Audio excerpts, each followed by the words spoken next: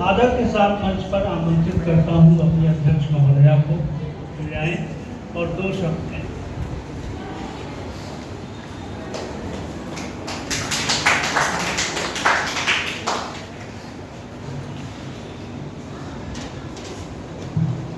सर्वप्रथम मैं माँ सरस्वती का अभिनंदन करती हूँ।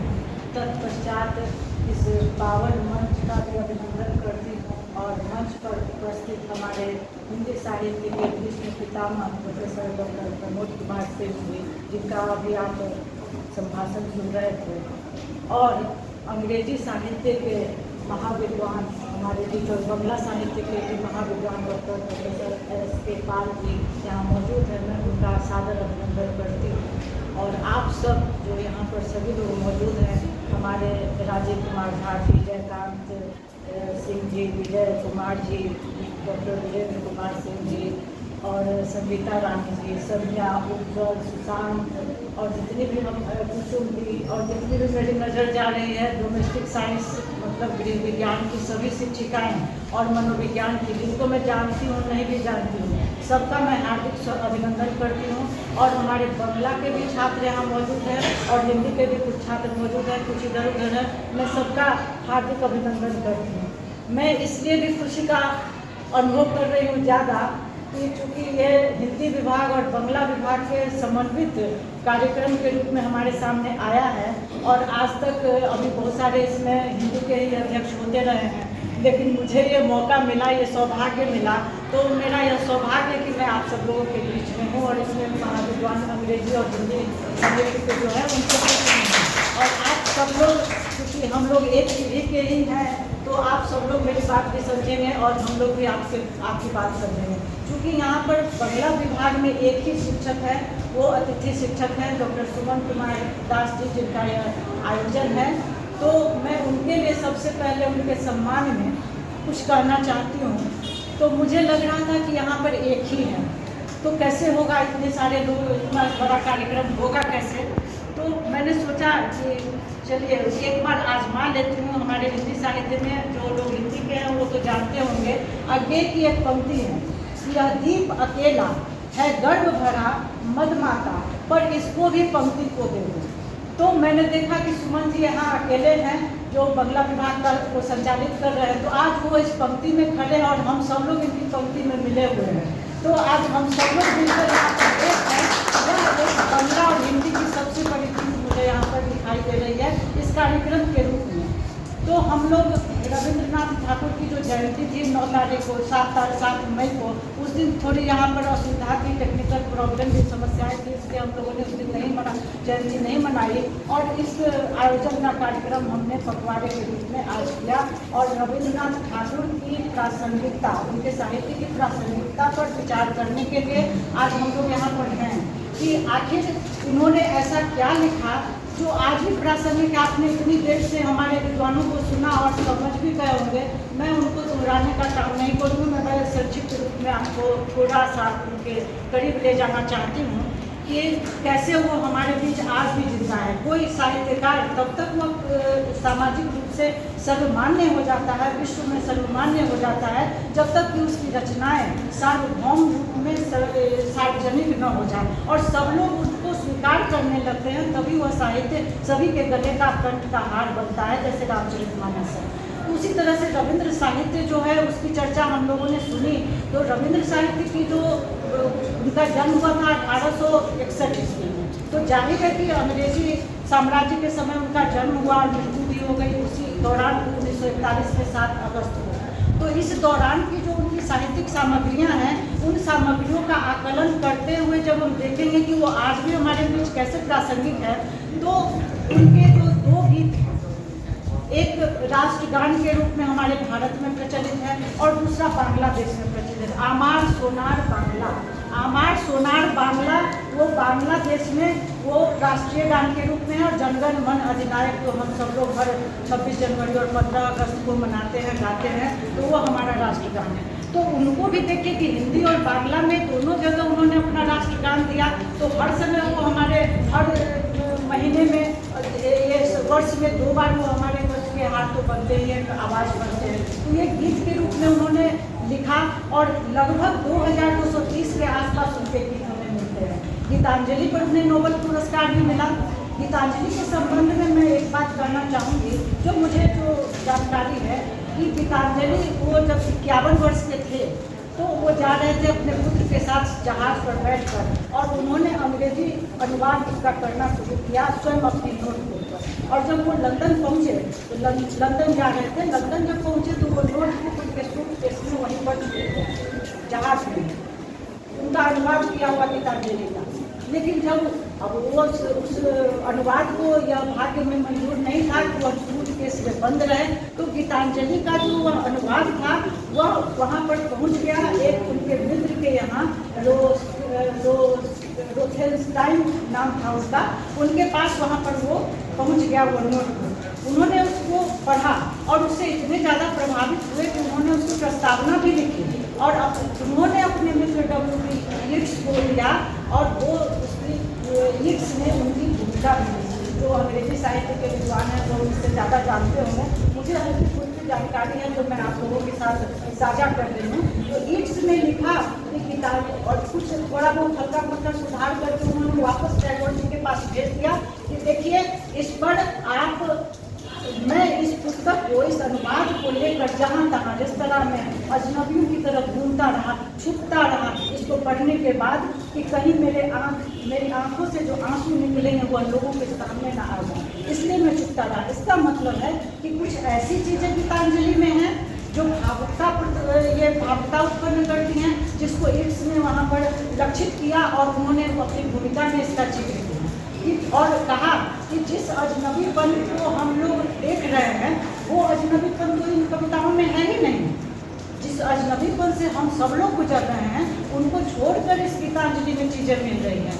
तो ये एक नई चीज़ गीतांजलि के बारे में हमें दिखलाई पड़ती है कि जिस पुस्तक के लिए आज हम लोग अनुवादक को चुनते हैं कि भाई हमारी पुस्तक का अनुवाद कर दो, हम ऊपर विदेश में जाएंगे, हम अंतर्राष्ट्रीय दौर में जाएंगे, उस अनुवाद को करने की क्षमता रविन्द्रनाथ टैगोर में स्वयं मौजूद थी। स्वयं उन्होंने गीतांजलि लिखी और उन्होंने स्वयं उसका अनुवाद भी किया और बाद में वो नोबेल विजेता भी हुए। तो यह है कि हिंदी साहित्य और बांग्ला साहित्य की एक बहुत बड़ी खासियत है और विशेषता है। और इस दृष्टि से भी रविन्द्रनाथ टैगोर अभी हमें एक सीख जरूर देते हैं कि अपनी चीज़ें लिखो और उसका अनुवाद स्वयं करो। हम क्यों किसी के सहारे जाएं कि आप हमारा अनुवाद कर दीजिए, हम क्यों किसी के पास जाएं कि तुम हमारी चीज़ों को छापो, हम स्वयं वो काम कर सकते हैं। तो इस दृष्टि से मुझे लगता है कि टैगोर ने ये काम किया हुआ है। टैगोर का मूल नाम रघुनाथ ठाकुर है और उपनाम भी इनका दिया हुआ है टैगोर, तो अंग्रेजों के द्वारा। हो सकता है, मुझे लगता है कि ठाकुर बुलाने में उन्हें असुविधा उत्पन्न होती होगी तो ठकुर करते करते वो टैगोर में आगे जाके परिवर्तित हो गया होगा, मुझे लगता है ऐसा। तो ये उपनाम उनका दिया हुआ है। तो ये दो चार बातें जो मुझे रविन्द्र साहित्य में नई दिखलाई पड़ी वो हमने आपसे साझा की। एक और लगभग जिस समय दूरदर्शन का एक ही चैनल हुआ करता था, मैं कुछ इन लोगों की तरह तो मैं विद्वान नहीं हूँ कि मैं छोटा बड़ी बातें करूँगी, तो एक 1985 के आसपास या उसी दौरान जब दूरदर्शन का राष्ट्रीय चैनल हुआ करता था, उस पर हम सब लोगों ने देखा होगा, जो हमारी पीढ़ी के लोग होंगे या इन लोगों ने भी देखा होगा, उसमें एक गीत हमेशा दिखलाई पड़ता था बच्चों के साथ।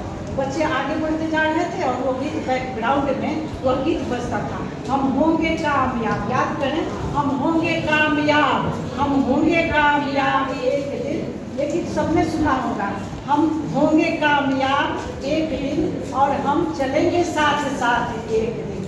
पूरा है विश्वास, मन में है विश्वास, पूर्ण है विश्वास, हम चलेंगे साथ साथ। हाथों में डाल हाथ, हाथों में हाथ डाल, हम चलेंगे साथ साथ। तो ये जो उस समय जो प्रसारित हुआ करता था यह गीत, यह मुझे लगता है कि आज भी, आज के दौर में, आज के इस दौर में जो जहाँ हम सिमट गए हैं, सिकुड़ गए हैं अपनी ही समस्याओं में, अपने ही परिवारों में, अपनी ही भावनाओं में जो सिकुड़ कर रह रहे हैं, तो वहाँ पर जो साथ चलने की जो प्रवृत्ति, अभी हमारे विद्वान प्रोफेसर साहब ने जो कहा कि समग्रता में, तो समग्रता और साथ, यह जब दोनों मिलेगा तो हम चलेंगे, साथ साथ की भावना हमारी पल्लवित पुष्पित हो सकती है। और तब रविंद्रनाथ का यह गाया हुआ गीत, लिखा हुआ गीत जो बच्चों पर आज में फिल्माया गया था, तब वह हम पर कानून ये प्रासंगिकता के दौर में कि रविंद्र साहित्य किस तरह हमारे लिए प्रासंगिक हो सकता है वो, और या फिर रविंद्रनाथ ठाकुर हमारे लिए प्रासंगिक है आज के दौर में भी, यह स्पष्ट हो सकता है। वो एक दो तीन बातें मैंने कही, दो तीन बातें और भी मैं साझा करके समाप्त करूँगी। अब आप लोगों को भूख लगी होगी तो समय भी काफी हो चला है। उन्होंने कुछ ऐसे विचार रखे थे रविंद्रनाथ ठाकुर ने जो बहुत ही अमूल्य हैं, अनमोल विचार आप कह सकते हैं, क्योंकि वो दार्शनिक भी थे। तो दार्शनिक हिसाब से भी कुछ बातों का लेखा जोखा होता है। तो उसमें उन्होंने एक बार लिखा है एक जगह पर कि प्रेम चाहे जिससे भी हो, प्रेम चाहे जिससे भी हो, वह दावा नहीं करता है। अब हो सकता है कि आज के दौर में यह बात गलत साबित हो, लेकिन मुझे लगता है कि उन्होंने सही लिखा था कि प्रेम चाहे जिससे भी हो वह दावा नहीं करता है, प्रेम स्वतंत्रता देता है। मतलब अगर आपको किसी से भी प्रेम है तो आप उसको स्वतंत्र जीने की, अभिव्यक्ति करने की वह स्वतंत्रता प्रदान करेंगे। यह नहीं कि यह मेरा प्रेम है तो मैं इसको बांध कर पिंजरे में बंद करके रख दूंगा। ये रविंद्रनाथ ठाकुर ने जो लिखा यह मुझे बहुत ही प्रभावित भी करता है। और आगे ऐसा न करने के लिए, मान लीजिए कि हम अपने बच्चे से प्रेम करते हैं तो अगर हम उसको घर में कैद कर देंगे, स्वतंत्रता नहीं देंगे, तो वो हमारा विरोधी बन जाएगा। लेकिन अगर हम सच्चे अर्थों में प्रेम करते हैं तो हम उसे स्वतंत्रता प्रदान करेंगे और उस स्वतंत्रता के तहत उसके व्यक्तित्व का विकास भी होगा और वह आगे चलकर हमारे समाज को कुछ नया दे सकने में भी समर्थ होगा।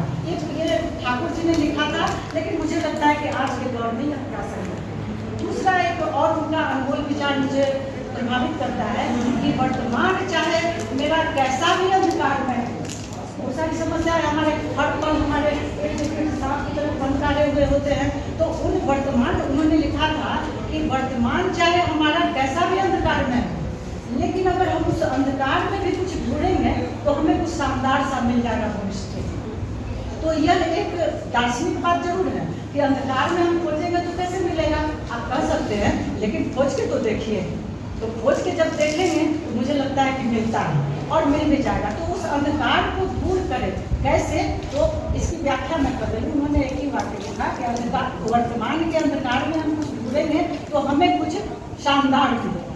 तो शानदार हम कैसे खोजेंगे, तो जहाँ पर आप बौद्ध धर्म की चर्चा आपने सुनी तो मुझे लगता है कि ये पंक्ति वहाँ के करीब जा रही है कि अब देखो बाबा, आत्मा के प्रकाश से हम वह अंधकार को दूर कर सकते हैं, अपने ज्ञान की चेतना से, अपने विश्वास की चेतना से, और हम अपनी आत्मा के प्रकाश से ही उस वर्तमान के अंधकार को दूर कर सकते हैं, जहाँ हम आगे का रास्ता बना सकेंगे। तभी हमारे रविंद्रनाथ ठाकुर का साहित्य आज के दौर में वह प्रासंगिक सिद्ध है। और भी एक लिखा उन्होंने, दो चार बातें मुझे ज़्यादा अच्छी लगती है, बस मैं अंतिम बता रही हूँ आपको। उन्होंने लिखा कि अगर जैसे आप कहते हैं मुंगेरी लाल की हसीन सपने, सब लोग सीरियल भी देखते थे, सपने में रहते भी हैं, कि हम लोग देख रहे हैं कि मुंगेरी लाल के हसीन सपने में मैं ये करूँगा, मैं वो करूँगा, मैंने ये किया, मैंने वो किया। हसीन सपने नहीं, पानी नदी के सामने किनारे पर खड़े होकर, रविंद्रनाथ ठाकुर ने लिखा है कि नदी के किनारे खड़े होकर अगर आप पानी में झांकेंगे इसमें कितनी गहराई है, तो आप कभी नदी पार नहीं कर पाएंगे। नदी को पार करने के लिए सबसे पहले आपको उस पानी में उतरना होगा। मतलब अगर साहित्य को समझना है, अगर किसी व्यक्ति को समझना है, किसी विचारधारा को समझना है, तो आप उसकी गहराई में जाएं, नदी के पानी में उतरे, पाँव को समतल बनाएं, उस पर उसके धरातल पर पाँव रखें, तब समझ में आएगा कि उसकी गहराई कितनी है, उस साहित्य में कितनी चीज़ें हैं जो हमें कुछ दे सकती हैं।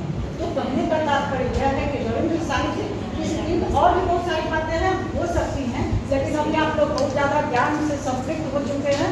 अभी के लिए इतना ही। अभी बंगला विभाग में जो यह जागृति कार्यक्रम चला, इसके लिए मैं आह्लादित हूँ।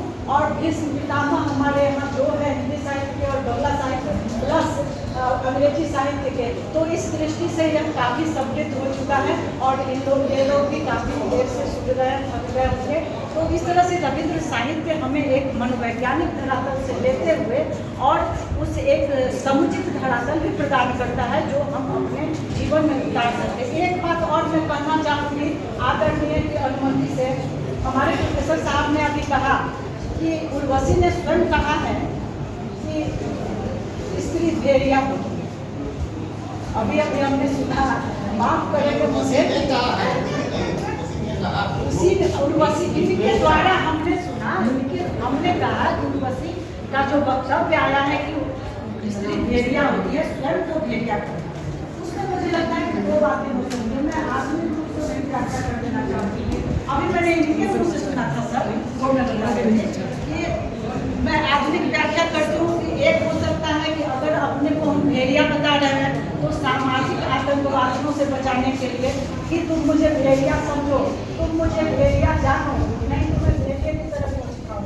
एक बात ये हो सकती है, इसलिए उर्वशी ने अपनी सुंदरता को बचाने के क्रम में ये वक्तव्य दिया होगा कि मैं भेड़िया।